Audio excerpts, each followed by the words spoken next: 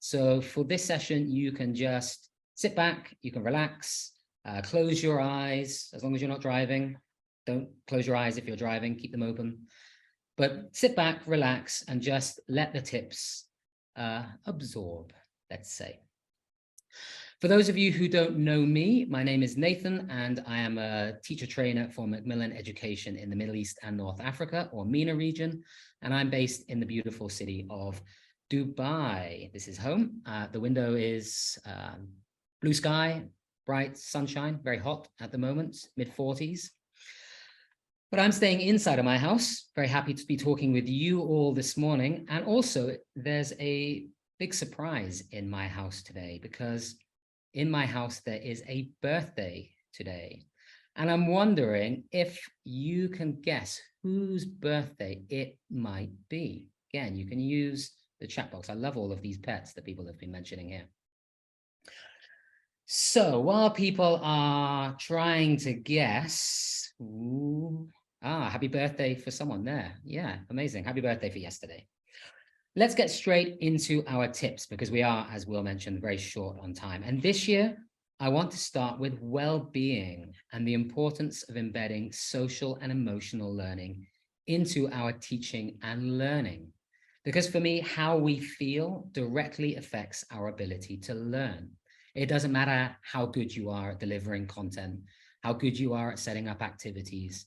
If your students are emotionally tuned out, it's very difficult for them to learn and connect with the content. And we need to be careful, I think, because we send these messages to our students all the time, our body language, the actions that we use, the words that we use. They all get interpreted by our students in a variety of ways. Think about seating plans, where students get to sit, who gets to answer questions, who gets chosen the most as the star pupil. All of these types of things, whether you're in the high achievers group or the struggling group, these have emotional consequences for our students.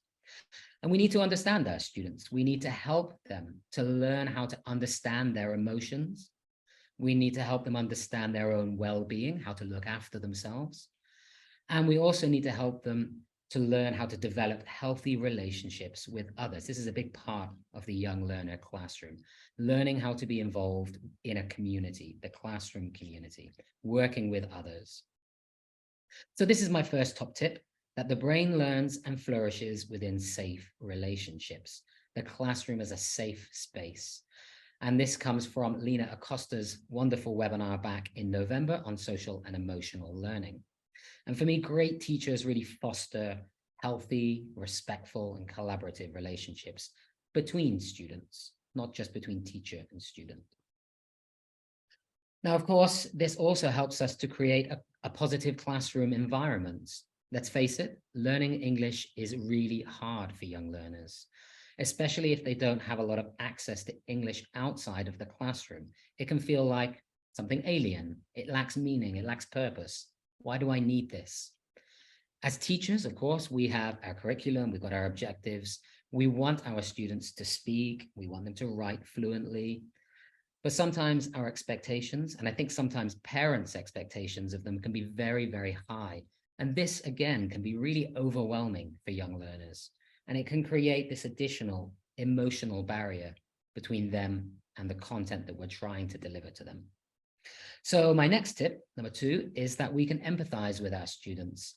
We can develop growth mindsets through positive affirmations, show them that we understand that it's difficult, and then use data and evidence to show them their progress over an extended period of time. So for example, things like, remember that first project that we did way back in September? Remember, it was chaos. We didn't know what to do. We didn't understand the instructions or how to work with others. It didn't go very well, did it? That's okay. Look at us now at the end of the academic year. See the projects that you're making now. Compare them to what we used to be able to do. See how confident you guys feel using English in front of the class now. And I take this quote from Sarah Hilliard in her webinar when she says, in fact, you guys can finish this statement if you can remember this webinar. She says, when they say they can't, we say, can anybody get it? When they say they can't, we say, See if anyone can get it. Lots of people still saying hello. We don't say hello. We say that's right. Yes. When they say they can't, we say yes. Okay, so we have this positive, respectful classroom environment where students feel a sense of belonging, but we've also got these teaching and learning objectives and outcomes too, right? Now, one of the things that strikes me, I think, hardest as I watch the journey that young learners make through their schooling is the way that pedagogical approaches to learning change as they go through the different years. So think of kindergarten classes. They're usually fun, they're creative, they're active. Activities only last a few minutes. They often use multiple senses during activities. They're doing role plays, they're drawing in the sand with their finger, they're painting.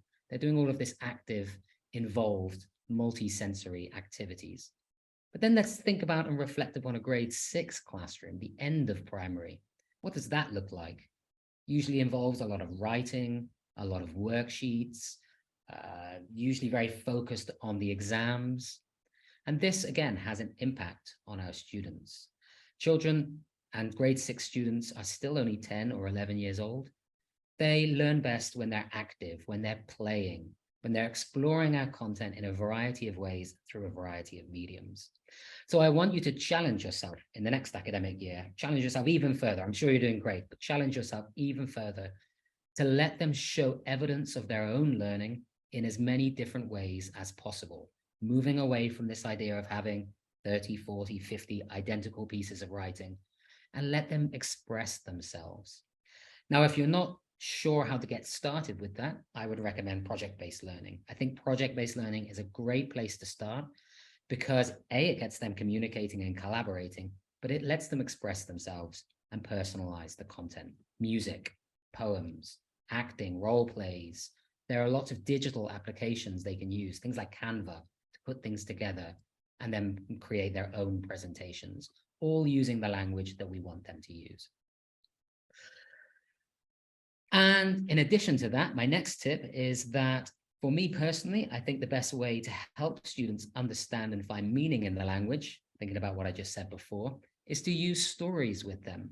And one of my favorite webinars, as I mentioned, was Miriam Monterrubio's, in which she says storytelling is an art that has mental, social, and educational benefits for students.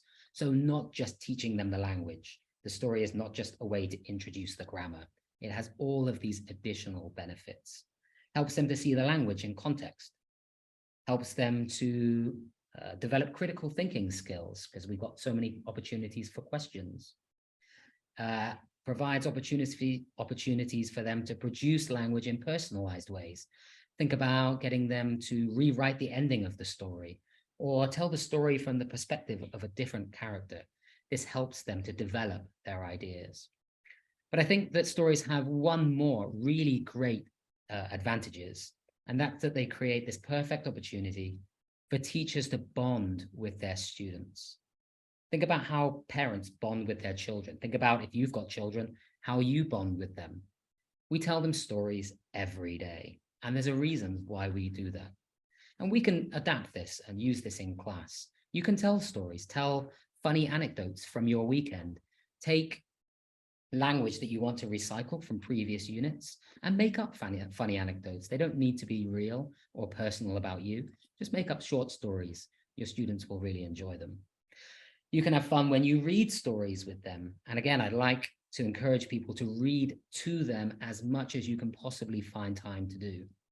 Reading out loud is one of the most important things we can do to prepare our children to read, because it enriches their vocabulary, it establishes that reading-writing connection, it improves their listening comprehension, and it gives them an opportunity to share their thoughts and feelings. And again, reading with students can be quite challenging because there's a teacher-student dynamic.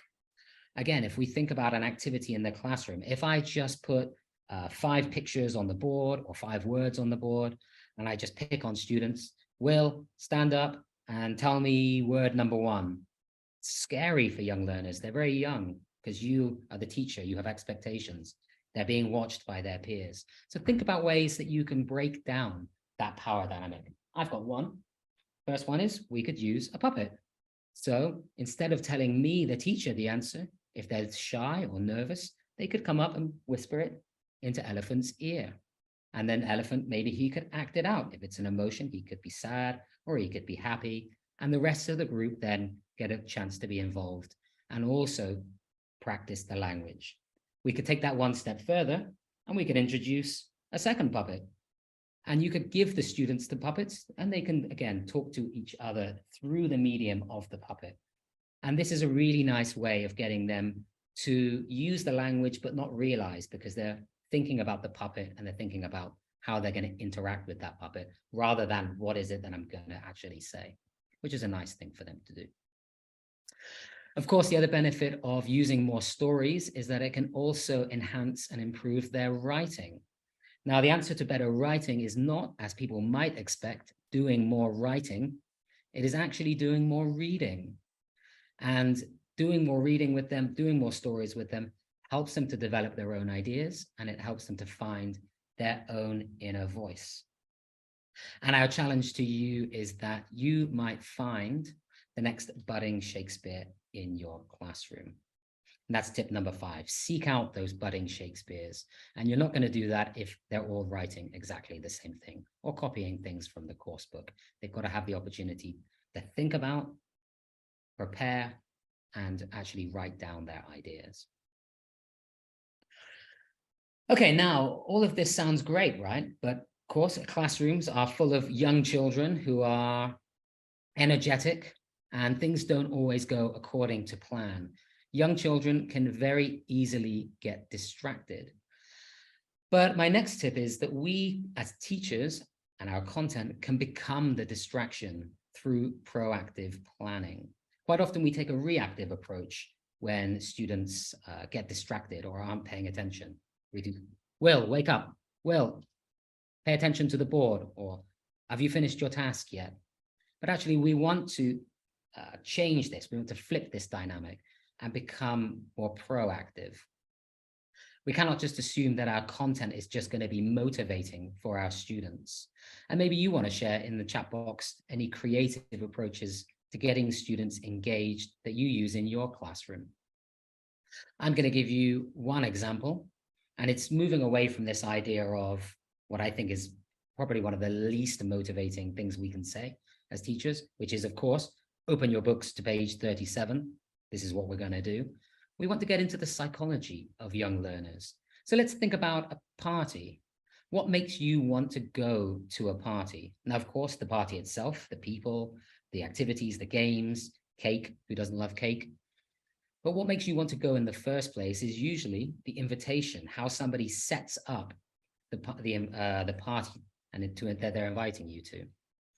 So before the story, for example, if we're thinking about story time, we can do lots of pre-reading and pre-story activities, things that make them want to listen to the story, hooks them in. For example, we give them just the title and they could create a poster, or they could use the title to predict the story and make short TikTok style role play videos that they could then present. We could give them one character and get them to write an email to that character, asking them questions about what they think the story is going to be about. These are all prediction skills which help them in their writing. We could give each table a different character and then use this idea of sensory activities. So table 1, you've got the main character and you're going to write them an email. Table 2, you've got the dog. So I want you to use modeling clay to create his house and maybe what he eats. And again, they're using and recycling that language all the time. Table 3, you can have something else. And we could use different things with them. We could hide parts of the story around the room, get them to sequence them. I think there are lots and lots of ways we can create anticipation and generate student ideas. And I actually did this with you in this webinar. Think about what I did right at the very beginning of the webinar. I told you about a birthday, but I didn't tell you whose birthday it was. Lots of people were guessing. And I wanted to see whether or not you would pick up on the other technique I used, which was to drop a topic, but not actually go straight into it. So who can remember what question I asked right at the very beginning and how that linked to the birthday? Anybody get it? I think quite a few people did. Because, yes, of course, I have a pet, I have a dog, his name is Oreo, and he is 2 years old today. Today is Oreo's birthday. And if you're lucky, you might get to meet him at the end. I will again create that sense of anticipation, keep you here for another few minutes.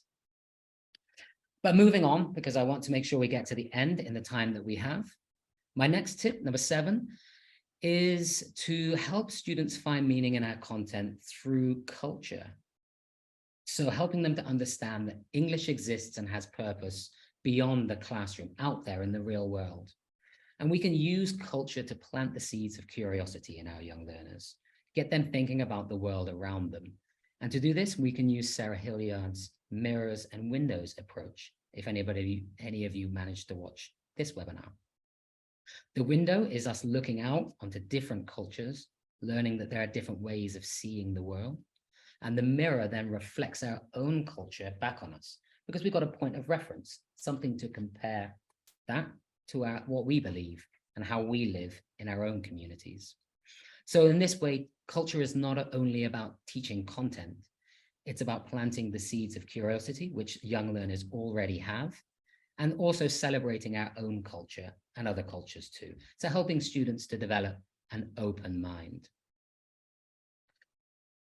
Developing this intercultural awareness then helps students to see that whoever you are and wherever you are, smiles are all the same. And children, especially young children, they need and they want to feel that they belong. They like feeling safe spaces. We can create that for them. And then we can allow them to embrace culture through their own eyes, as well as seeing the world through the eyes of others. So as we come to the end, I think it's pretty clear from a lot of these tips that I believe that the brain is a social organ and it learns best in social situations. So my tip is that we create as many social situations for our students in the classroom. One way we can do this, for example, is to flip the classroom, because that gives lesson time much more space for collaborative, communicative activities, making lesson time active and multisensory, as we mentioned before, with those examples, and full of opportunities to develop those 5 aspects of social and emotional learning, which are self-awareness, self-management, social awareness, relationship skills, and responsible decision-making. Those 5 key points of social and emotional learning, which we can help through our content students to develop. And so we come to the final top tip of today, and that is that every child matters. Each student brings their own personality, their own interests, their own abilities, their own challenges. And our job is to take all of that and create a classroom environment where no matter who they are, they feel a sense of belonging, they feel respected, they feel valued, they feel accepted, and this allows them to do their best work. Now, this isn't as easy as it sounds, because we're not just trying to make sure that all students are involved. A lot of people think that inclusion is about getting everybody together, making sure they're involved. But actually, it's more than that. It's constant effort. It's proactive, finding and breaking down the barriers to learning that exist for your students. And there are many, and they can be in different forms and shapes. For example, they could be physical barriers. For example, in the student's voice, this would be easier to write if this pencil wasn't so thin. I didn't do my best writing. Now the teacher thinks I cannot write, and I've been put into a weaker group. But it was just the pencil. I just couldn't hold it. That's a barrier. It could be a cognitive barrier. I find this reading long and difficult, and the letters jump on the page. If only I could watch a video at home first in my own time and at my own pace, I might understand the story. It could be an emotional barrier. My parents were fighting again all night long, and I couldn't sleep. I wish I could just sleep here on my desk. And the list of barriers can go on and on and on.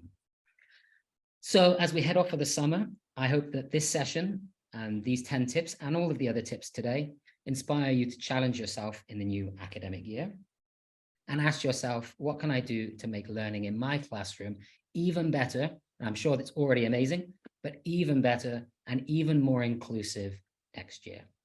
Thank you very much, everybody. That was wonderful. Thank you so much, Nathan. Really, really good, great ideas, which you can all see here, all the tips on the screen now, the 10 tips for young learners. And there's so many ideas there. And I think it's so lovely the way you linked them so that you're telling a story, aren't you? Oh, I'm trying. Absolutely. And the ideas, for example, the mirrors and windows idea, the storytelling as being something that we should do as much as possible in the classroom, with all those examples and the practical application of it. It's not just talking about it, it's not just theorizing on the benefits of these different ideas, but actually putting them into practice. And we can do that in a very concrete way. So that was wonderful. And I think with the stories, Louise, I think that traditional ELT taught us that we need to teach the vocabulary and the grammar so that they can understand the story. And I think we're moving on from that a lot. They actually absorb that language through the story. They don't need to be exposed to it first. Exactly. We do the pre-reading to set them up, to get them thinking about ideas and feelings and all these types of things. But the actual story itself is a vessel. It's not a way to deliver content. Exactly. Yes, and also the story. I mean, there are different ways, as you say, into the story, and it's about connecting. You're talking about connecting with the learners, even though they're very young, connecting on a sensory, multi-sensory level. There are different avenues in. Before we look at the language, as you say, will come, and there will be opportunities in a very natural way. Stop and start and, take that moment when the opportunity arises to perhaps focus a little bit more explicitly on the language, but not to have it as a kind of plan that, oh, I've got to do this at this time, but actually listen to and observe what's actually going on in us. Yeah, definitely pay attention to dynamics within the classroom for sure. But again, I think a really key part of teaching young learners is realizing that they don't learn content when you deliver it to them. They need to see that content recycled and reinforced over and over and over again, which is one of the reasons why, I mean, when I taught 5-year-olds, 6-year-olds, they would ask for the same song. They would do that song. And for me as a teacher, it was like, I'm in bed at night, like this really song, I cannot listen to this song anymore. But they love it, and they love it because of that. They remember that vocabulary through the songs, the stories, the chants. Absolutely. I'm not in one. Yes. Brilliant. There is a question. Well, there's a question that came through on LinkedIn. It's from Jayran Abdulazadeh. He's asking about what to do when you have in a young learner's class a student who is stuck, as he says, in a very low level and doing these kind of activities. Perhaps it's a question, I mean, you're talking about diversity, you're recognizing all the different abilities within any one class, even though you might do a level test, for example, with the students. Nevertheless, there will be differences, both at a linguistic and non-linguistic level as well. So presumably there needs to be an element of adaptation. Absolutely, yeah. Differentiating our content is certainly one way to help them engage with it. But I think we need to just be very careful that we don't pigeonhole students. They could be weak in one thing, but strong in something else, but they end up in a weak group for everything. And that I think is really damaging, I think, for students. When we're talking before about this sense of belonging, if you have these three groups, strong, average, I don't know what average really is supposed to be, but we call them average students, which is like 80% of the class. And then we've got the table of weaker students. That's not belonging, because whichever group you're in, you feel like you don't belong in the other groups. So we need to try to shift them around. And this is why I use this example with the puppets, is that you can get them, if they don't know an answer, it doesn't mean they're weak. It might mean they need a bit more time or a bit more support. So we do things like, why don't you find a friend who can help you, and you and your friend can both come up and they will help you, give you the word that you want to whisper, because they know sometimes it's in their head. They just can't get it out, and we can't really judge them for that. Someone's birthday is, who wants to be like, here he is. Happy birthday, Oreo. What's the treat? I'm sure people wanted to see. That was the anticipation, the end of the half an hour. But that was lovely, the way you set us up, to I stay. tried, yes. Create That. Worked well then. Thank you, everybody, for the happy birthday. Thank you, Nathan. Thank you so much. Louise, thank you so much, and best of luck moving into the session. I know I've already seen this, so I know how fantastic the next 10 tips are going to be for everybody. So they're setting more anticipation for the next half an hour. Thank you very much, and see you later. Thanks, Louise. See you in a bit. Thank you very much, everybody. Okay, that was wonderful. Ah, my God, how to follow that, eh? That's a tall order. Well, before I go into my tips, I would like to share a very special video with you. As you know, and as Will said at the beginning, this event is closing the season of Advancing Learning academic program. Do you remember which number season it is? Is it 1? Is it 2? Is it 3? Is it 4? Is it 5? If you want to put it in the chat. Ah, very good, Bunny. Very good. You're all on the ball. You're all paying attention. Fantastic. So we're going to take a little break to prepare the next season. Okay. And the next season will be in a couple of months' time. But before we finish this season, we just want to look back over the year. And we've compiled a lovely video for you that we want to share now of season 5 this season. Thank you.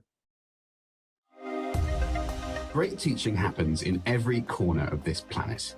With teachers' dedication, inspiration, and desire to advance themselves, they offer their students the greatest possible gift. The gift of good, solid learning. The Advancing Learning academic program is our gift to you to help you deliver great teaching no matter your context. In our biggest season so far, we've seen a whole range of training, big and small, including the world-famous Global Teachers Festival back in February.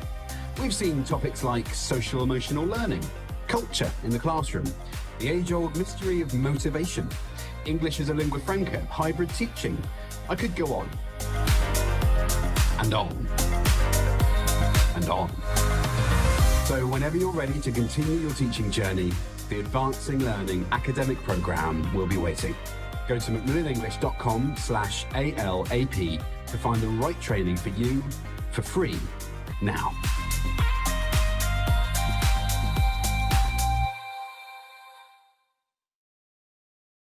Wow, it's been a busy season, hasn't it? A really, really busy season with so many topics that have been covered over the season with so many wonderful speakers. I lost count of the number, but there were lots and lots and lots with such striking insights into teaching, but with also at the same time a really practical approach about how can we actually do this in our classes. So we're coming to the end of the season, and I'm coming on now to talk about teenagers. And I've had the pleasure over the last while to look back at the season, look back at these wonderful webinars, these Advancing Learning cafes, the blog posts, etc. And I've come up with 10 tips for you, 10 ideas that really stood out for me, that were salient points in this season for teenagers. So the first idea I would like to share with you is this: be focused and pay attention yourself, ourselves as teachers, before inviting your students, our students, to do so. And I've taken this from a webinar by Emma Reynolds, who presented in the Global Teachers Festival webinar back in February, and it's called Stress Busting Meditations for Busy Teachers. And I was really struck by the ideas that she put forward. And I thought back to my own career as a teacher, and I asked myself, ooh, you know, how many times did I do this myself? And to be honest with you, it was an area that I don't think I gave so much attention to, and certainly not enough attention as I should have. And Emma, she points out that as teachers, we probably, over the school year, we probably say 1,000 times, okay, that might be an exaggeration, but many, many, many times over the school year, would you pay attention, come back on task. Oh, look, listen to me. But okay, we can do that, but what kind of an effect does it have? And is it going to really make a difference just by saying, pay attention, pay attention?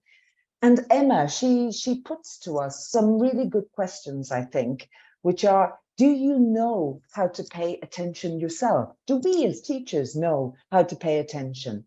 And do we teach them, our students, to pay attention? And so I'm going to invite you in the chat box to write, if you would like, any ideas that you use, or activities that you use, or techniques that you use to help you as the teacher to pay attention and set yourself up for class.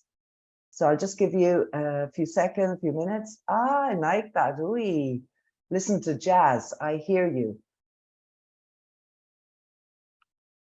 Some other people, for example, what I do when I'm before, not just teaching, but also for other things like classes I do myself, I receive classes, I do exercise, I stretch out, I kind of physically, I'm quite a physical person, I need to do a lot of exercise.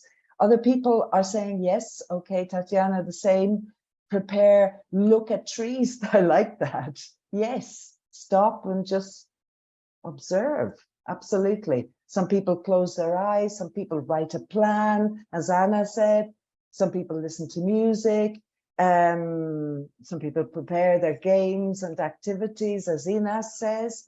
Oh, and Ina says no phones. Yes, I hear you as well. I absolutely agree with you, because the tendency is with your mobile, constantly checking your phone. So yes, this question, do you know how to pay attention yourself? And do you teach them how to pay attention, not just assume that because you say pay attention that they will do so. So before we can help students to be focused, we the teachers must be focused and pay attention ourselves. And this is a skill we can practice. We can actually put into practice, as we've just shared here in the chat box, the techniques that we use in order to focus our attention. Emma shared some really nice ideas with us, practical, effective meditation exercises in her webinar, such as the 3-step breathing space or the 5 senses practice. These are exercises that we can do throughout the year ourselves. We can do them before we go into class, we can do them at the end of class, and also with our students at different points, not just at the beginning of the class or at the end of the class, but maybe at different points during the class, or one point during the class when you feel that things are slightly losing track and you want to bring people back on board. But absolutely, key is first and foremost, for them to be really effective in our classes, we need to apply them ourselves. And although Emma doesn't actually say this directly or explicitly, I will.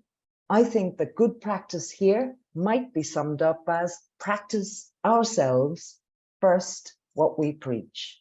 We need to put it into practice. Now, the thing is, our students still may continue to be distracted. It's true, absolutely. And it's difficult for anybody. I'm sure you as well, now that you're here with us, you're present at this webinar, listening to us talk. Your attention can stray, of course, very easily as well. That's just a fact of life.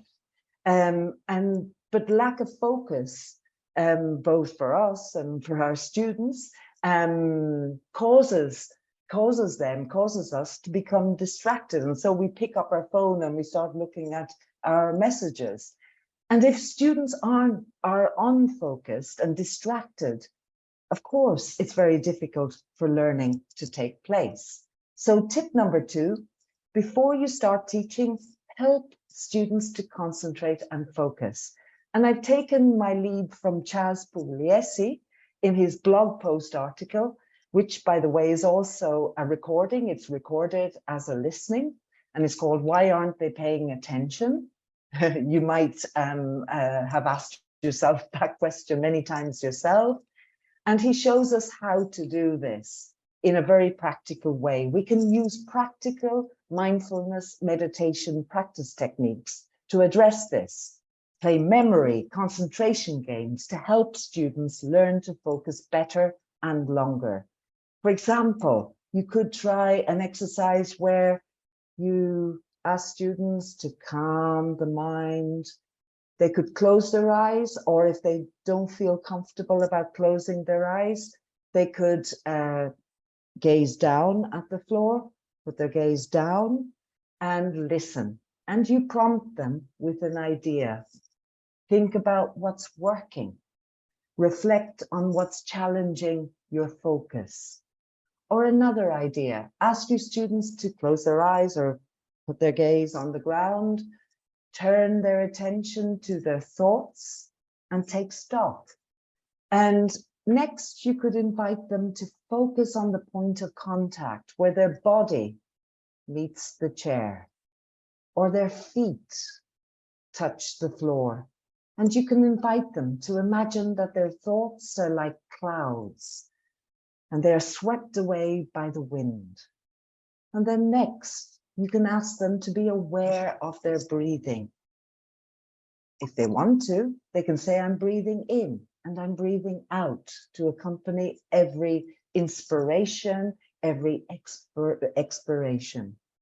And every time a thought appears, tell them to accept it and go back to the breath. It's not about fighting against, it's about accepting and going with the flow. And finally, you can ask them to wriggle their fingers and toes and then open their eyes or lift up their gaze. So these are really nice ideas, I think, to help our students. Now, obviously, when you start this first with teenage students in particular, maybe there's a moment of, or there's a period of feeling uncomfortable. Maybe students start giggling or don't take it seriously. Consider ways of how to deal with that. Maybe what you want to do for this first term is choose an activity and maybe just take one part of it.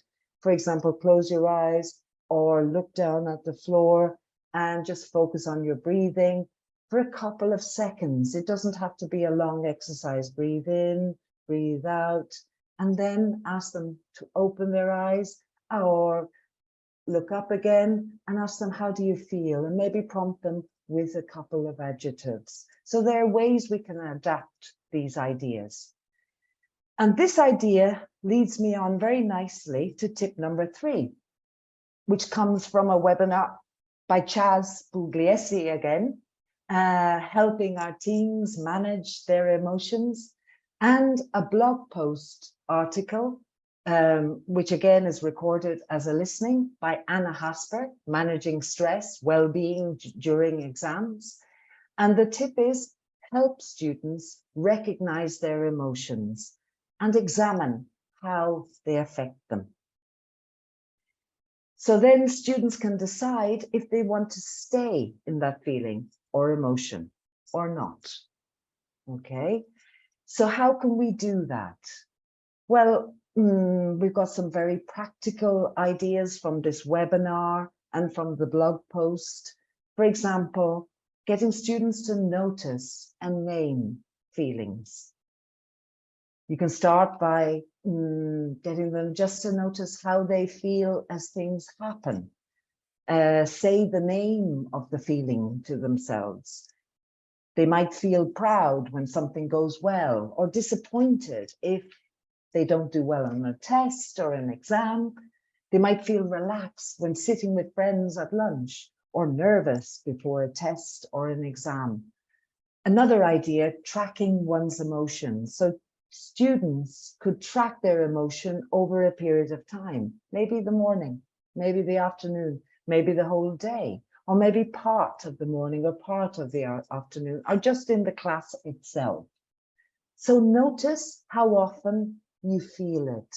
That's the idea. How often do you feel this emotion? Maybe you're glad when something good happens, or glad when a friend shows up, or maybe you're glad when someone lends you a hand or says a kind word, or glad just because it's Friday and the weekend is coming up.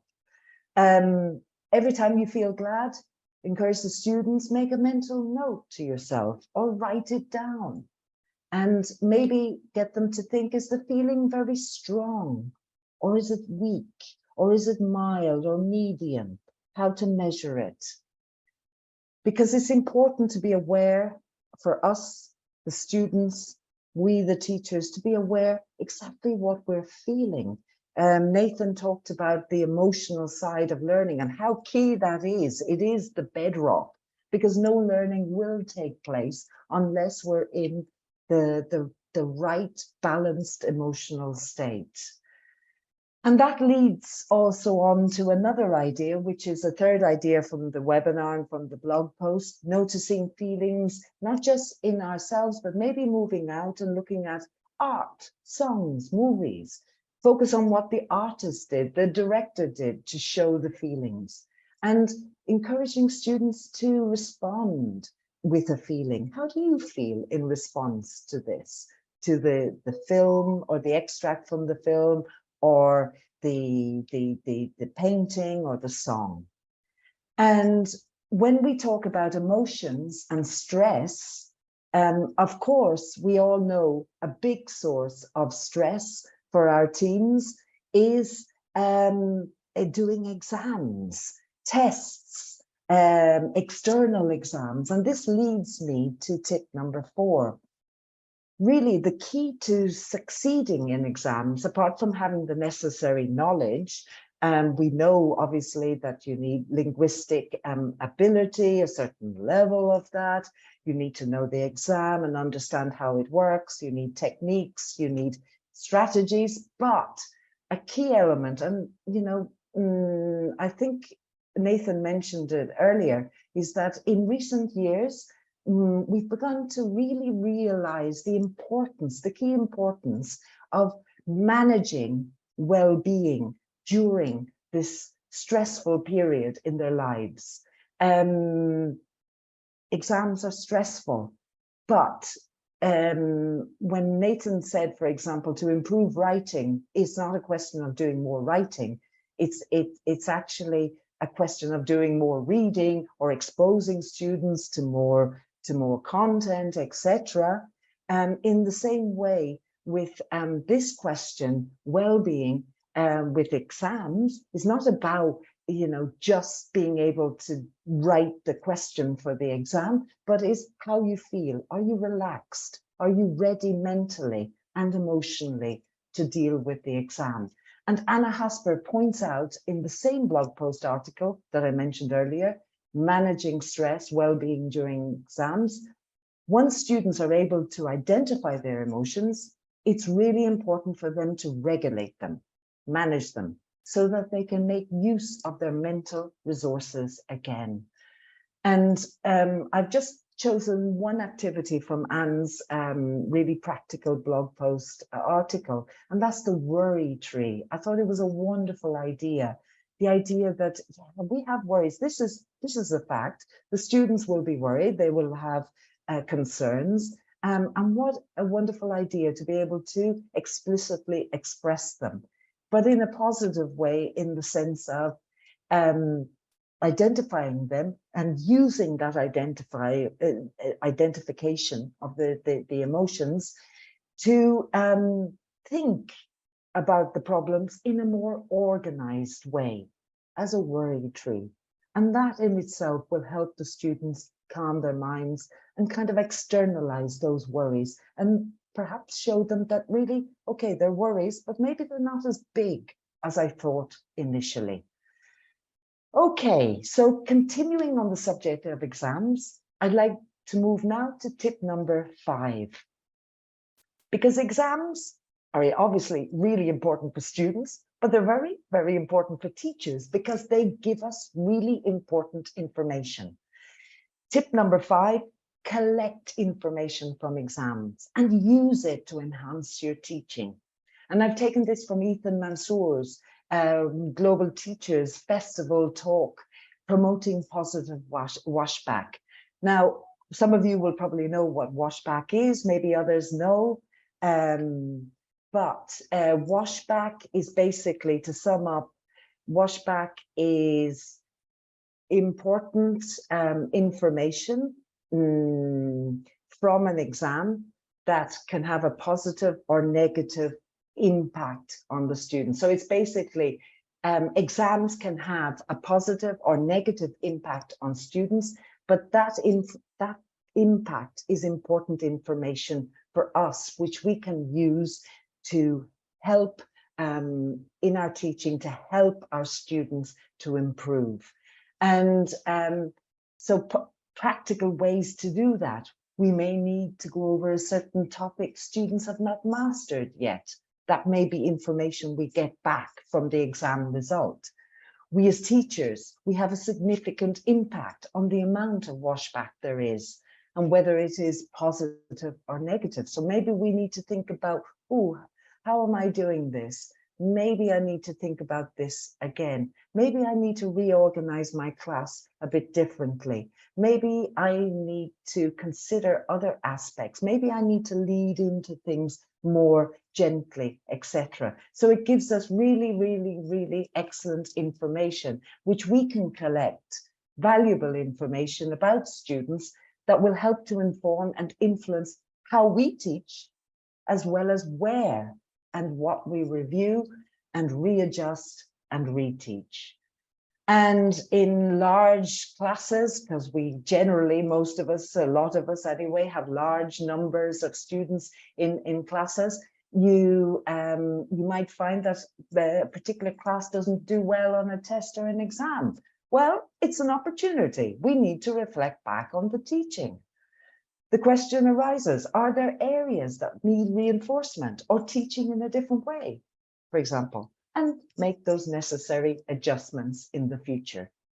Or if we think about formative assessment, for example, we could use exit tickets, brief quizzes, thumbs up, thumbs down. These are good ways as well to gather information on where students are and where we need to go next. Okay, we're talking about exams, but you know, in team classes, there's so many opportunities to, I mean, it's a wonderful period in students' lives, isn't it? I know a lot of people say, oh, teams, they're difficult, they're going through so many problems. Well, yes, they are going through big changes, but it doesn't necessarily have to be seen as a problem all the time. It's a wonderful period in their life when they're opening up to the world. And my tip number 6 would be open their hearts and minds to the world.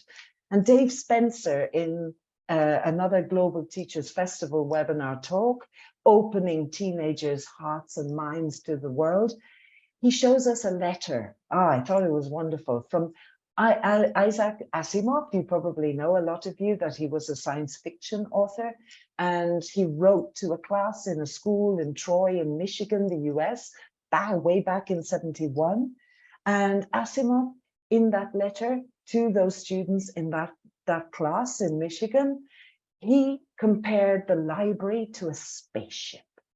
Wow, a time machine that would take the students to the farthest reaches of the universe, to the far past and the far future. And Dave, in the webinar, he beautifully draws an an analogy between the library and the classroom, and in particular, the potential of course books or textbooks to transport our students to other places, to give them access to information on many different topics, events that are taking place around the world. In short, a good textbook with varied real-world content. But it doesn't stop there, does it? No, we are not just exposing our students to knowledge. We're not just imparting information, content, whether it be language or not necessarily language related.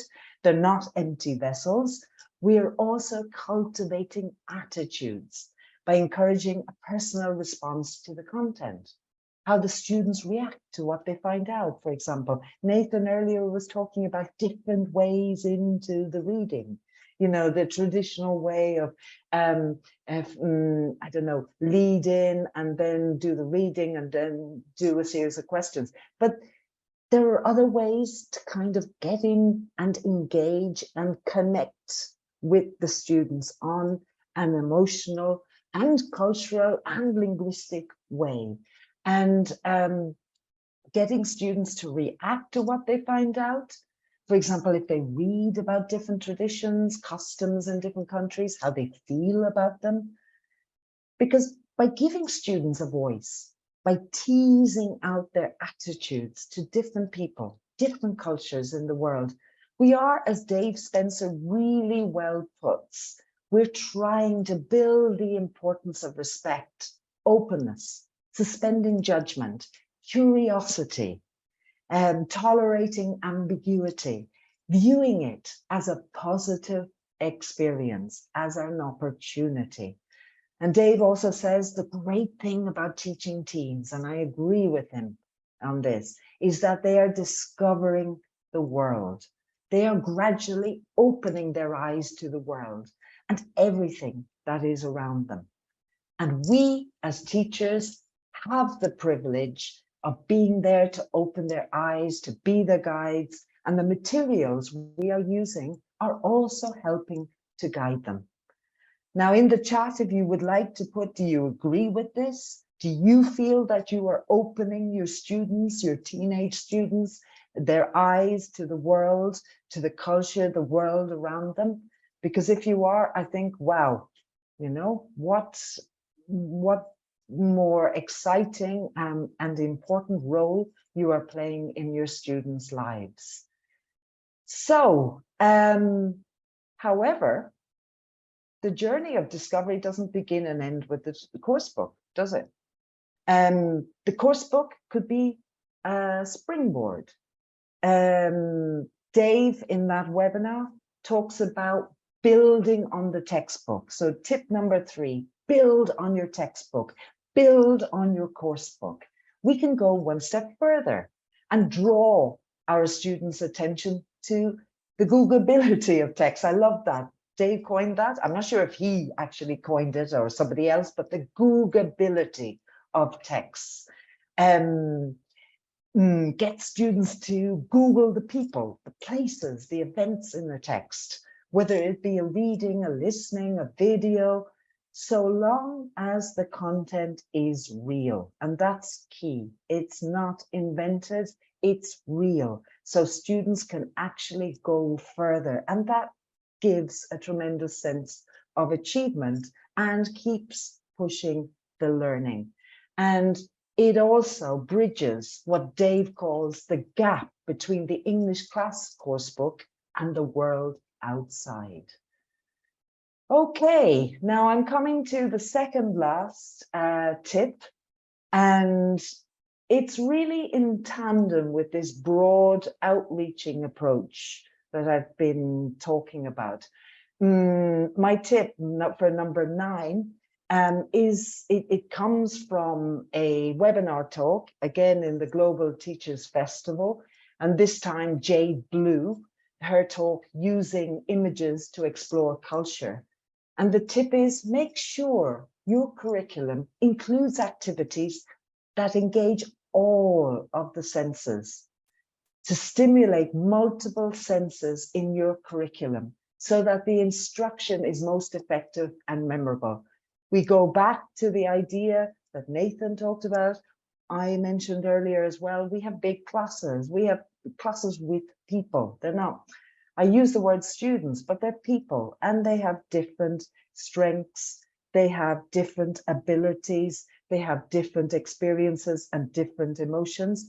And if we can take a multi-sensory approach, include different media in our classroom, that will help to reach a greater audience. So bring the real world into the classroom, make learning context-based, use photos, use pictures, ask learners to identify aspects of culture, choose one of the people in the image and write a short text from the perspective of that person about the cultural aspect they chose. There are so many ways, and there are many ways I'm sure that you already use yourself. So in the chat box, if you would like to put any idea there, we'll refer to it at the end. But please do share your ideas. How do you, well, directly, do you include activities that engage all of the senses of your students or a variety of senses in your classes? And now, as we're coming to the end of this section, not just of this section of this webinar, but also, I'd say, the school year, for many of us at least, I think it's very appropriate to round off these tips by, well, kind of looking back to the beginning of the season and drawing your attention to what when I saw it, felt was a really, really powerful idea that was put forward by Emma Heiderman in the Back to School Advancing Learning Cafe. And it was called A Letter to My Future Friend, or my future self, rather. A letter to my future self. And the tip I want to share with you is set realistic, personalized goals to be evaluated at concrete points in the year. And Emma did an amazing job. She took us through the various stages of the activity. She got us to do it. And then she explained how she would do it, or she has done it with her students in the class, preparing the letter on a horizontal blank piece of paper with 3 outer circles, a circle on the left to represent free time, your house on the right, school at the top, and a circle in the middle for the students to put their own avatar, which could be a drawing. And in my case, for example, because I have a cat, I've had him for years and I'm really attached to him, I'd probably put a cat in there. And then underneath the picture to draw, underneath the circles, to draw a picture to represent a goal or an objective for each one, with a sentence underneath to describe the goal. Okay. But the thing is, what was beautiful about this is she really broke it down into very bite-sized, achievable steps and stages, with lots of scaffolding for the students in terms of language and also ideas, because sometimes, well, you know, we run out of ideas, or we don't have ideas, or we're put on the spot. So giving time for students to come up with ideas, or giving them some examples to prompt ideas in them, that's always a good idea. And the key to the whole exercise for me was checking in at concrete points of the year. For example, in December, as a midway point, to see how progress is going and whether we need to make some changes if necessary, or the students need to make some changes. And again in June, as an end point, to evaluate where they've got to over the year. But the icing on the cake, what was for me really, really, truly, I don't know, special, was the added, not extra, the added idea of the teacher creating a checklist manager, a list of concrete achievable tasks for students to complete, and not the same for all, but particular to the individual students, to their needs, their abilities. And it was brilliantly linked to a project that they were going to do on a person the students admired. And what I thought was really novel about this was that all of this came out of Emma's realization that she needed to give her students more space in her lessons, space for them to contribute their ideas, their goals, to personalize, to give something of themselves. And it really allowed her students, she said, to flourish. It gave them more voice. It gave them more agency to take more control of their learning. And if you haven't already seen or watched the webinar, she did that in a very, very structured way. It's not pie in the sky. It's very, very achievable. And if by any chance you have done this activity with your students, why don't you let us know now in the chat how it's going or went, as we're approaching the end of the school year. And if not, well, I invite you to take up the challenge in September. So I hope you found these ideas, this snapshot of what I think were the key salient points that came out of the webinar season for teens this year.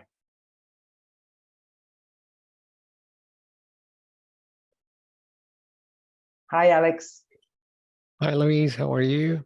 Good. How are you? I'm doing great. Thank you. Wow, that was amazing. Thank you so much for these contributions. Really helpful, and it's a great opportunity for us to put ourselves in the students' shoes. So I love the examples that you gave us. The one that from the time machine, just the library, the analogies. Really great stuff.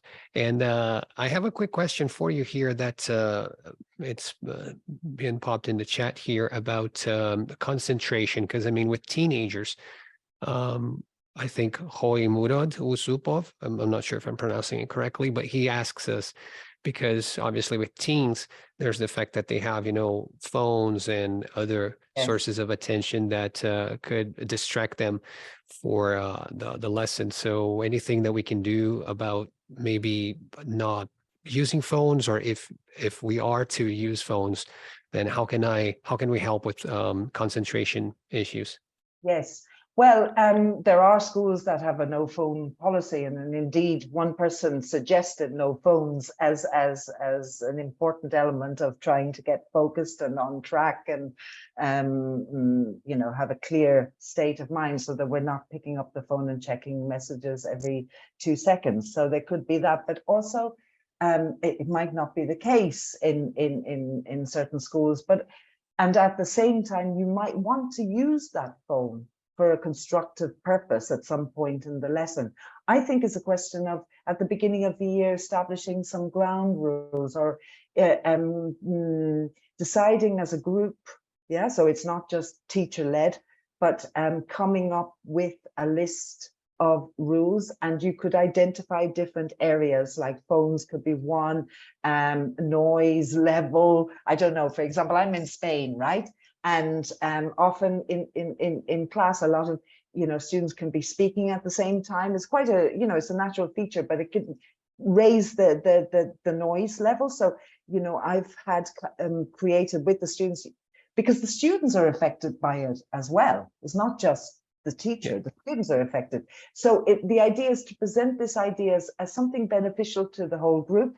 And can we come up with some key, maybe not a big list, again, it's this idea, aspirations are wonderful, but look, if we don't put any of this into practice, if it's not feasible, what's the point? So maybe you come up, instead of 10, I've had 10 tips here, but in a class, maybe 5 key points, 4 or 5 key, and agree on them. And let's work on it. And now we'll have to go back and we'll have to renegotiate maybe, because we're dealing, as I said before, we're dealing with people, not students. We're dealing with people. They're not robots, they're not students, they are people, and they have their phones, and look, it's not just the students who are looking at the phones. We as teachers are probably looking at the phones a lot during Yeah. our day as well. And so it's becoming aware of that and maybe creating that space at the beginning of the year to reflect on this and establish new basic norms of behavior. Yeah, To absolutely. help the class environment for all.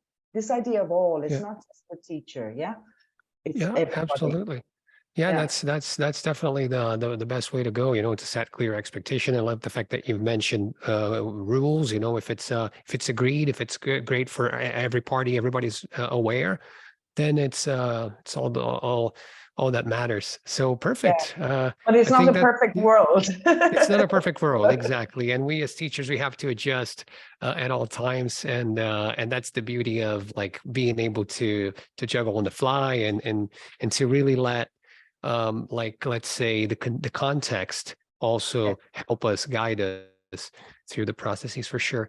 Oh yeah, I mean that was the main question that I've picked Yeah, here. yeah, So yeah. I'm perfect. just checking to see if anybody said they'd used any of those. Well, Emma Heidemann's idea in that webinar for a letter to my future self. Did anyone? I'm just seeing. It does say, yes, yes, yes, yes, yes. Yeah. Tip one, very interesting. Yes, thank you, sir. Yeah.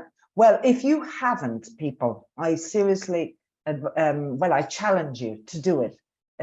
Next course, 2023, 2030, 24. Have a go. Look at it. Think about putting it into practice. Okay. Thanks a lot. Thank you so much, Louise. Thank Yeah. you. Congrats on the session. And Thank we'll you. see you. And We'll you, see you good in a luck. bit. Yeah. See you in a bit. Bye. Bye bye. All right. All right. So welcome everyone to the young adults and adults slot. And I'm Alex Tamulis, and it's great to be here with y'all. Let me just jump right in and give you some of the tips. Real quick, though, I just wanted to quickly ask you in the chat there, what's your favorite time of the day? I mean, are you like a morning person? Are you more of like a lunchtime person? Or do you like to watch the sunset? A lot of people are just saying morning. Wow. I mean, you get primed up. And do you have like coffee or, you know, in order for you to get, wow, everybody's just a morning person. Oh, somebody there is a noon person. Okay. But y'all just like to really, okay, there's one night owl there. That's awesome. It's interesting because I mean, obviously, that really influences how we go about in the world, right? I mean, things that we like to do or how we plan our day. So this is just something that I begin to understand your context. So I'm trying to put myself in your shoes because I'm more of like, let's say late afternoon type of like it's the time of day that I'm really most primed for. So it's interesting. I have to put myself in a position where I see the world or I try to see the world from your lens or you know your perspective, your shoes, right? So to be in your shoes, that's because that's some of the aspects that we're going to discuss now. And I'm going to start with tip number one, which is to encourage students' creativity. I mean, every time, and this comes actually from Nick Peachy from one of his sessions that's called Overcoming Learner Fatigue. And basically, in order for us to incorporate creativity, we have to mix activities. We have to really try to adapt our teaching methods, right? And there are many ways to do so. We can do group discussions, we can do interactive games, we can do lots of multimedia these days, right? So it's all about using different resources to facilitate and to give students the opportunity, right? Because what we want is to maintain interest and engagement. So one idea that I'm going to give you here is to do like a quote brainstorming. So we can grab any quote. I mean, it could be a famous quote, or it could be a quote from somebody you know. So for example, let's say a quote like, if there's no struggle, there is no, and I just say, how would you complete that, right? If there's no struggle, there's no, and here it's not really to guess the correct one. It's not about that. It's just to try and come up with ideas. So Nick gives us example, if there's no struggle, there's no hope there. I like Natasha, is there's no success. But what's funny is that Nick, in his session, he says, if there's no struggle, there's no chocolate, because he does some positive reward with chocolate. So it's fun because it's also related to the emotional aspect. And a lot of times teachers we have opportunities to really focus on this emotional aspect as well. So yeah, but you're right. I mean, if there's no struggle, there's no progress, or there's no success. That's a famous quote from Frederick Douglass. But I could have done, for example, let's say a small step for a man, a giant leap for, and then so it's just, you know, these little things that we can do to try and prime, yeah, like mankind there. But at the same time, what could be something else, right? I mean, let's just try and find ways to frog. I love that. That's it, you know. So we create the opportunities, we make things personal. And so basically tip number one is always try to work with creativity. I mean, and creativity can be something as simple as just drawing like circles on a piece of paper and just say, hey, how would you link them, or what comes to your mind when you see these circles, right? So basically providing the opportunity through various resources. Yeah, passion there, doodles. Thank you so much for the contributions there. All right, so let's go to tip number two. Tip number two is to introduce critical thinking in your classroom. And this comes from Andre Hedlund from the session Past and Future of Teaching. And he says basically that one way is how to ask better questions, right? He says we have to ask open-ended questions that are specific, relevant, questions that stimulate dialogue, right? To get feedback from each other, because it's all about collaboration in the classroom. So, you know, we could help students, you know, clarify goals, work with assumptions, right? Identify gaps and opportunities. They can do projects together, like Medea is saying there, you know, inspiration, stimulation. So it's basically something else that we can do is ask the 5 whys. There's an algorithm, which is a fancy way to say a list of instructions. And we can say, well, what's the main core of the project? And then we say why, right? For example, let's say, we have to guide them. If it's, let's say, basic students, basic level students, young adults, we can still give them sentence starters, right? We can do, in order for us to develop this bond, but it's always about really providing the opportunity. But then we can give them prompts, we can guide them, and just asking why, for example, right? And the more you ask, the more you're going to notice that you're going to be able to pin down to really find the, let's say, the core of that question that you're dealing with. So that was something that Andre has mentioned, and it stuck with me for tip number 2. All right, just trying to be cautious of time here. So tip number 3, that is to put in extra effort as proof of learning. And basically, this comes from Karolina Kotorowicz-Jasinska, and she, it's really interesting because we basically, let me just ask you a question here. Who remembers where the fire extinguisher is? You know, in the office, for example, if you go to the office or in your building, do you remember? I mean, let's be honest. Where the fire extinguisher is?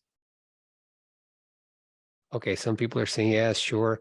Some people say I don't have one. Wow, that's dangerous. You don't have one there? Okay, well, someone had a fire drill. That's great.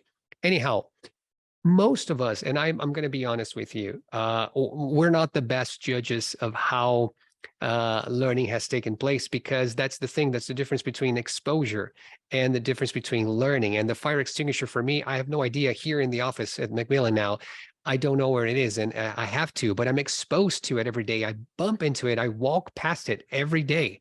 So the same thing happens with exposure. Exposure is important, but for learning to take place, for you to acquire, you need to internalize, you need to have an experience, right? We have to somehow do an activity. And the best way for us to work would be, for example, to create a story. So I can try and say, hey, what if I had some sort of like Greek epic or tragedy or any story related to the fire extinguisher and to the place that it is located here. Now I've made it personal. So now I can share experiences. Exactly. We can create a story because as humans, we're really drawn to the story patterns. And due to this extra effort, the chances are that your brain will be more likely to retain that content. So again, yeah, people can be exposed to things, but at the same time, we need to make sure that it is personal, that we have opportunities to internalize it. So, like gap filling, stories, matching. I mean, you can think about various activities, but at the same time, you really have to provide the opportunity, right? Exactly. To explore, as you're saying there, to share experiences. Perfect. All righty. Let's look at tip number 4. And tip number 4 is to include sustainability in your lessons. And basically, this comes from Harry Waters. Part of the beauty of being an English teacher is to be able to talk about anything, right? Or just have to use the language in a way. So we can use this opportunity to really find topics that are big or small, but people can be agents, topics that are important for that context. So how about, let's say, how would you participate? And it doesn't have to be anything grandiose. It can be something that's part of your daily life. For example, I've jotted down here some ideas about, let's say, reducing waste, right? So it's for us to be able to change the world one step at a time, as Harry Waters likes to put it, but recycling projects, right? What else? Arts and crafts. I mean, using cartons of milk in order for you to produce something new, or coming up with ideas to improve the conditions in your class, in your school, for example. Let's say the water fountain, how to make it, how to make the water cooler, for example. Things like that. The environment. How can we help? If we cannot work with anything that's super huge, or let's say that will impact many people at once, we can start incrementally, right? So yeah, I think I have here what's the most important thing is to really focus on an inclusive environment, really focus on bringing these topics and letting everybody be heard, right? Actively listening to everybody. So this is tip number 4, right? I mean, in tip number 5, I'm just keeping track of time here with a little timer here, to encourage students to be themselves in English, right? This is a session from Rona Snelling, and she basically was asking which type of English will give students the best mileage. Again, we're just thinking about the students. We're putting ourselves in their shoes. So in the world, we have 80% of English speakers as non-native speakers, and 20% are native speakers. So, I mean, things are shifting, right? I mean, learners, they can realize that there are more important things in the context of global English, right? Sometimes it might be counterproductive to really work on things that are not really hindering communication. So the main goal, basically, Rana says, is for effective communication strategies, and teachers as facilitators of knowledge, we have to help students with negotiating meaning, dealing with communication breakdowns. What is a breakdown? And if it's something that's just like too rigid in terms of grammar, rules, and everything, I mean, to really focus, if I say, if I was, or if I were, things like that, this is not hindering communication. And sometimes you may interrupt someone and you really are not doing anything there to help with what's human about it, and what's human about it is just communication, collaboration, really being able to listen to others. And with global English, what's most important, not for us to have any breakdowns. It's not really, I mean, just the, let's say, fancy schmancy stuff, the literary, the elevated. It's really teaching students to be functional. All right. Tip number 6, teach students to notice who they are interacting with. So it's a great idea for us to see learners as these agents, okay? Again, this comes from Rona. And so we have to make them feel welcome, okay? And in order to do so, our classes will benefit greatly from extra linguistic skills, right? How do we function in intercultural environments, right? How do we deal with respect? How are we polite? Do we understand each other's cultures, barriers? Are we being compassionate? Are we actively listening to people, Are we being flexible? So that's where we put ourselves like empaths, right? I mean, we're working with empathy. And let me just give you concrete examples. Let's say, adapt your language. I mean, if you have a very literary, verbose language and the context doesn't really allow you to do that, simplify, explain, give examples, make it visual, right? I mean, try to be there for the other, be mindful, right? I mean, pick your choices, level of formality, right? The length of the sentences. So use emojis, use ways to communicate that will really that show that you're really worried about the situation, that you're really trying to put effort into understanding, right? I mean, being a diplomat of these situations. So tip number 6 is about that, we have to be agents. We have to find opportunities. Let's see if I forgot anything. Oh, create stories together. Something important is, I mean, if I have a colleague of mine here and they love to use certain expressions but I don't. Okay, let me create a story using your expressions, using your ideas, let's collaborate, but I'm going to use your ideas. And this, makes people feel that they're appreciated, right? Exactly like Hui is saying, being mindful. That's how we bond. Exactly. That's key for us as facilitators of knowledge, to be like mediators. All righty. Oh, we got tip number 7. So tip number 7 is to understand your own emotions and to better manage them. So explore techniques. I mean, breathing, this comes from Emma Reynolds. It's the stress busting meditations for busy teachers. This is something that we want to help students because of like well-being, but we need to do it ourselves, right? We have to really apply, practice. It's praxis as in Latin, and the first step is to learn how to understand my own emotions as a teacher. So I'm going to do like a 3-step breathing technique. Okay. First, I'm going to bring myself to the present moment. I'm here with you. I'm aware of my body, my surroundings, right? My eyes, I'm staring right now, trying to picture that you're there in your office, in your living room. What are my thoughts about that? It's great to connect with so many people in the world, right? I acknowledge this experience. I relax, I pay attention to my rhythm, okay, to my connection with nature. That's why it's beautiful to go for a walk and to really breathe and take your time and experience the moment. Because anxiety is exactly thinking about the future, which is just abstract. I mean, what about the moment? What about this moment that we have right now, right? So tune in to this state of the present and enjoy. I mean, it's great that we're spending time here together.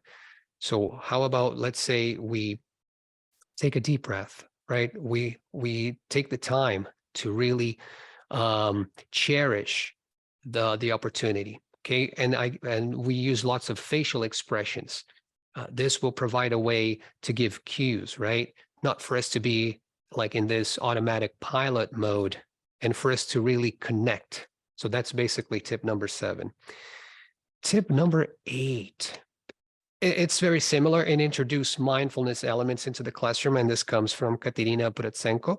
The session is titled "Helping Learners Manage Pressure," because right now, I mean, we do have that in society with work and with assignments and everything. So we do have to help our learners manage pressure. We can't tell students, "Oh, just be calm."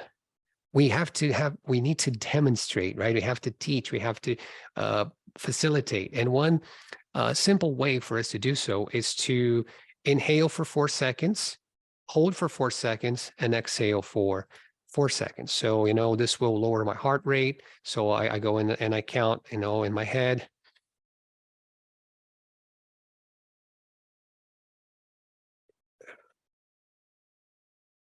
And this will help us to be more in the, in the moment. And I'm demonstrating. So again, this is important for us to connect as a team, for us to be in the same, because things are about frequencies, like the energy levels, and we don't want to be anxious about anything. We want to really take the opportunity and really enjoy the moment, right?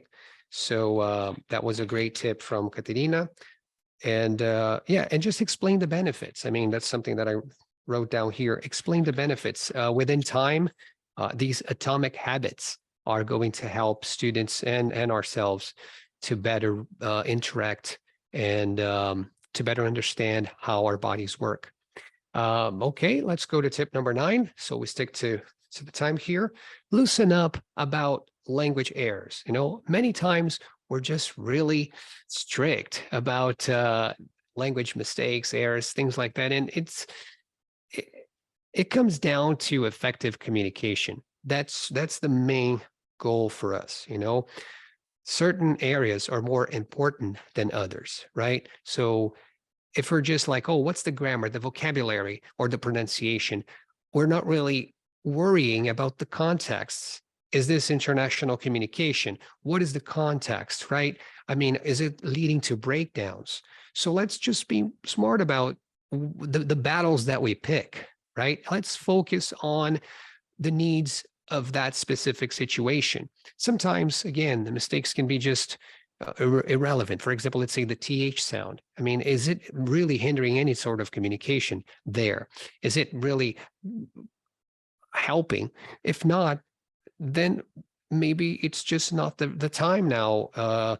So what is more important for the student and not for the curriculum, for the scope and sequence per se, and it's not because we have to follow certain things that we're not going to consider what the best thing is for that moment for that student. So some errors are more equal than others. It means that we can focus on communication, basically effective communication. And tip number 10, actually, with that regard, we're going to talk about positive washback. Ethan Mansour, he wanted to promote positive washback from proficiency exams. And, we have to teach exams in a different way, right? I mean, we have to be obviously mindful of the context. So we have to minimize negative washback and pitfalls that we might find ourselves in are, for example, let's say, because of the exam, you just have a narrow curriculum. You have, let's say, not many authentic possibilities. This will lead to potential decrease in motivation. So we want to focus on positive washback, which is motivation, engagement, satisfaction. How do we do that with exams, right? We can twist the format. We can analyze wrong answers, but now with the right answers in a way that it will give and provide the context. We can worry about things that were distractors. We can set clear learning objectives. We can expand and not really treat the whole thing as a subset. We can look at the larger set. So these things will deal with input and will be like a springboard for people to learn more. And let's say we can get the ideas from the exam and expand, create projects, learn more about the topics. All right. Okay, I think these are the 10 tips that I had for you. I'm also at the same time concomitantly trying to check the chat box here. And and it's been great. I tried to stick to the time slot. Will is back there, and I try to interact with the chat there. It's an amazing opportunity, Will, here to be with you and to share these ideas from our webinars, because the season was very creative, important about, let's say, global speakers, and the fact that we are getting ideas and opportunities from so many people in the world. And it's just an amazing opportunity. It really is, Alex. Thanks so much for putting all that together. What an absolute marathon. I really appreciate the work. You sort of delved into the last year of the program. I hope you enjoyed it as well. And yeah, really nice output from that work you did, Alex. Thanks so much. Yeah, no, I agree. I think the program this year has been just, I mean, it's so enjoyable. And just so everyone knows, you may not know this, I don't know if you care or not, but we all planned the whole program together. It's a really sort of a global effort. Louise, Greg, Nathan, Alex, Juan, Monica, everyone who's involved in this, Janza, Lemmy, everyone who's talking, and many more people are involved in this. We really put a lot of thinking into it, and a lot of it is based on what you say, but based on what the teaching community wants and needs from for their teacher development. So, and also a massive thanks to you for if you've ever had a voice, if you've filled in a survey, you've been part of, I don't know, maybe some research we've been doing for one of our courses, or you've met one of our reps, or anything. All of that has fed into this program, and it's sort of all been sort of fed through all the different channels we've got to chat with each other internally, and that's what ends up as the program. So thanks a lot to all of you for being involved in it, if you were, and for coming as well, for working on your teaching to help deliver these great lessons. And deliver those great futures for those kids and adults that we've got in the classrooms. Hey, Louise, Nathan, Alex, you there? Yes. Hey. We're back. Yes, We're all here. Good to see you. Wonderful. Thank you, Alex. Thanks. Thanks, Thanks a Nathan. lot, Alex. Nathan, I'm Louise. Yeah. just going to share. I haven't shared the screen yet, so there's the adult tips for you. I'm just going to leave them on the screen just for a little bit. We did actually have a question for you, Alex. We're running a couple of minutes over, but if you don't mind, Alex, I've got a question for you from somebody. They said they were reading, I think it was Misery by Stephen King. Yeah, Misery. I mean, I've only seen the film, but I imagine the book's relatively similar to the film. So quite a dark story. We're talking about adults anyway, so that's not an issue, that it's dark necessarily. But he was thinking about the way that we approach these extensive reading texts. Do you recommend that in class if you've got students for an extended period of time to actually go through a novel with them and delve into it with rather sort of critical questions as you go through, or not? Do you think it's better in sort of shorter bite-sized chunks?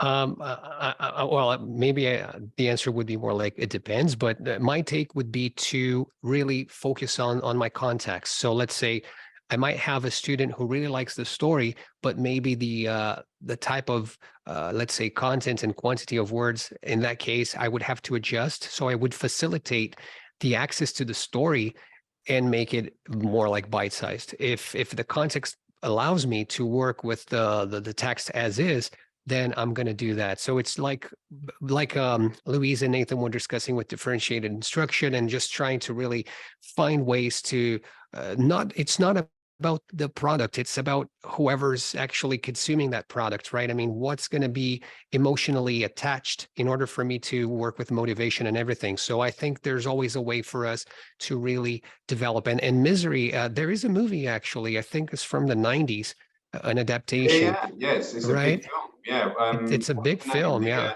Who's the actress in it? I've forgotten her name. She was in Catherine. It's James Caan. James Caan and yeah, I know. Yeah. I can see her. Wow, it was. But yeah, I mean, I think performance. Kathy Bates. Yes. Kathy Bates. Well, yeah, an amazing performance. So it's multiliteracies, right? I mean, it's a perfect opportunity for us to work with multiliteracies. I mean, whether it's the book or the movie, and whether it's like bite-sized. I don't know if you all agree with me, but I certainly do agree. I think, I mean, just to add another format in there, I listen to audiobooks a lot. I mean, that's later in life I've realized that I actually do love listening to books more than I do like reading books. I think that's just also another way to engage students. So just to reiterate what you said, Alex, I think if they're using a format and a text that the students like and that they're sort of impassioned by, then why not? You know, I think it probably needs to accompany a sort of a wider course of study, not only that, but I'm assuming that's not what they meant. And I would absolutely encourage that, so long as they kind of generally like Misery as a text, and they like, you know, reading extensive text as well, because you might have some students that don't really like reading extensive text, and they see it as a bit, that's quite a large chore. I'd say for someone who doesn't really enjoy reading, I think it's fine to not enjoy reading, to love reading novels, because not everyone does. And it could be an opportunity for them. Let's think if somebody really likes TikTok, or if somebody likes to do like more like influencer type of, how would you describe misery in 1 minute, right? In a TikTok video, in a way, like how would you make it your own idea? So try to transform that. All these opportunities as a teacher, this is the beauty of, right? I mean, working with so many opportunities. Yeah. So just fun. Cool. Thanks a lot, Alex. Yep. Appreciate it.